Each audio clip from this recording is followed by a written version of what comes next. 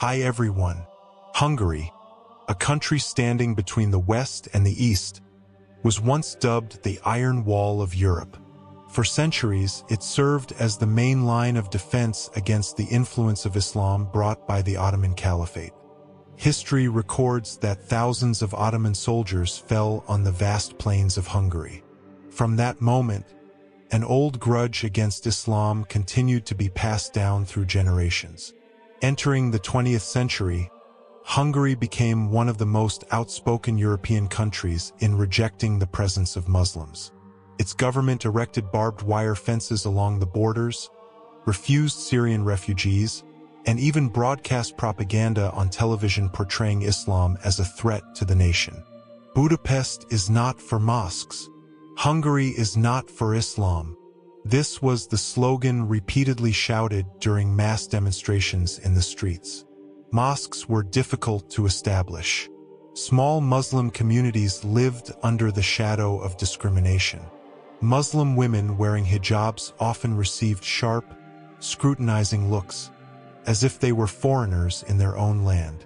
The Quran, the noble holy book, was even once considered a dangerous book by some politicians. At that time, Hungary became a symbol of Europe's resistance to Islam, a country that tightly closed its doors to the light of guidance. Yet history always holds irony. From the land that most harshly rejected Islam, the most extraordinary revival would eventually emerge.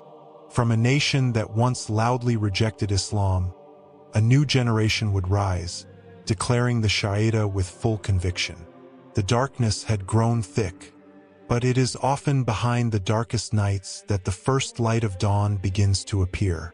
Year after year, that strong anti-Islam wall began to crack, not by the sword, but by an unavoidable crisis. The economy declined, unemployment rose, and the younger generation lost its way. Cities that were once full of nationalist spirit grew empty. Streets became silent, and churches began to stand deserted. Young people wondered, what is the meaning of life? Is it just the pursuit of wealth and status? The answers offered by the secular ideology they once took pride in proved hollow. People searched for peace, for deeper answers, yet society's walls closed every door. This is where Islam began to slowly seep in. Through literature, the internet, and secret gatherings, some Hungarian youths started reading the Quran. They were astonished. The sacred words were so peaceful, so clear, and so different from the world they knew. A Budapest student, once skeptical, wrote in his journal, "I sought the truth among books of philosophy, but only Islam answered all my questions." Little by little, people began to ask themselves, have the things we have been proud of truly brought happiness? The anti-Islam fortress began to waver, not because of war, but because human hearts grew restless. And from that restlessness, the first wave of guidance quietly emerged, unnoticed by the outside world. Hungary, a country that once tightly shut its doors, was now beginning to open small cracks, allowing light to slowly enter. Slowly but surely, Hungary began to change. The first wave of guidance emerged like an unstoppable tide. At first, it was only a handful of people, a student, a teacher, a few intellectuals who pronounced the Sharia in small rooms or hidden mosques. Yet the news spread like wildfire across dry plains. People began attending study circles, visiting religious gatherings, and reading the Quran in awe. The Hungarian language itself became a new medium for understanding the holy book. From simple translations to full commentaries, the Hungarian people discovered answers to the questions about life they had long been seeking. On the streets of Budapest, scenes that once seemed impossible began to appear. A young man reading the Quran in a park, a veiled woman smiling as she greeted her neighbor, and children learning prayers from the local imam. What was most astonishing was the emergence of public figures embracing Islam.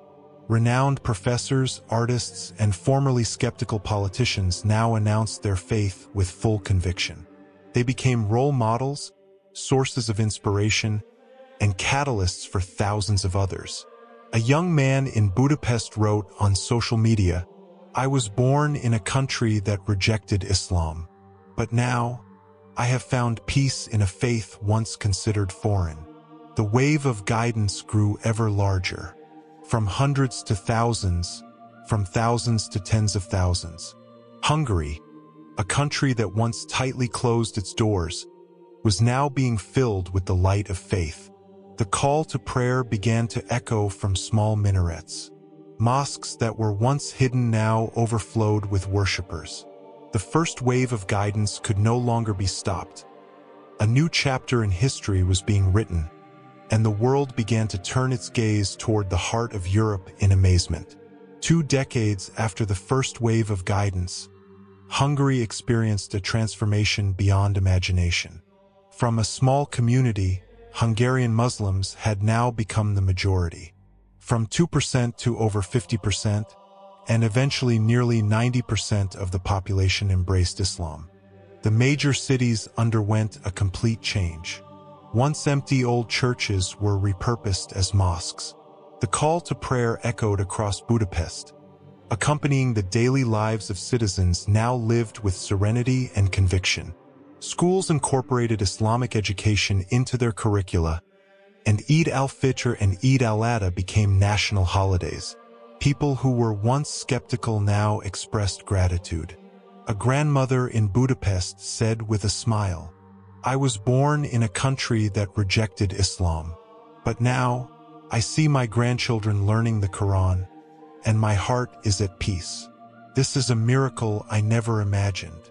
Politicians and public figures who had once opposed Islam now stood on podiums with the Shahada on their lips, becoming symbols of a monumental change. International media highlighted Hungary as the greatest social phenomenon of the 21st century. From an anti-Islam stronghold to the European country with the largest Muslim majority in modern times, Budapest was no longer just the capital of Hungary. The city had become a symbol of Islam's revival in the West, a place where faith and civilization united, transforming the identity of an entire nation. History recorded it in golden ink.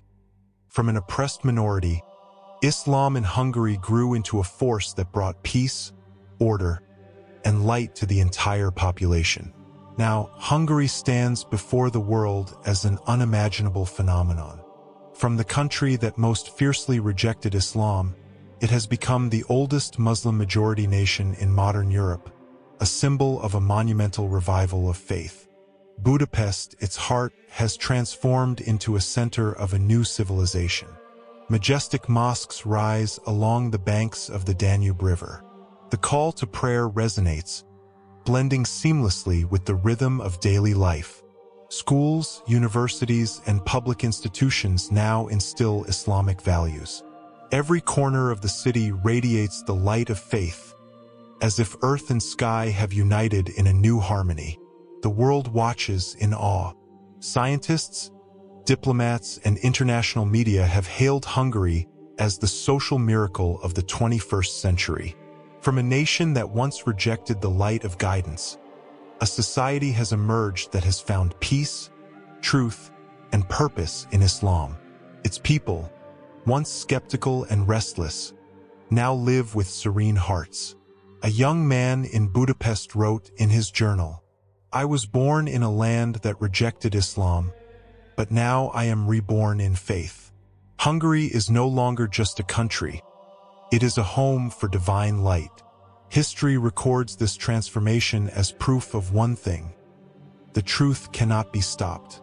From the darkness of rejection to the peak of faith's light, Hungary demonstrates that faith can transform a nation, shape a civilization, and leave an indelible mark on history. In the heart of Europe stands a Muslim nation that has not only risen but has also become a beacon for the world. Hungary, the oldest Muslim nation in modern Europe,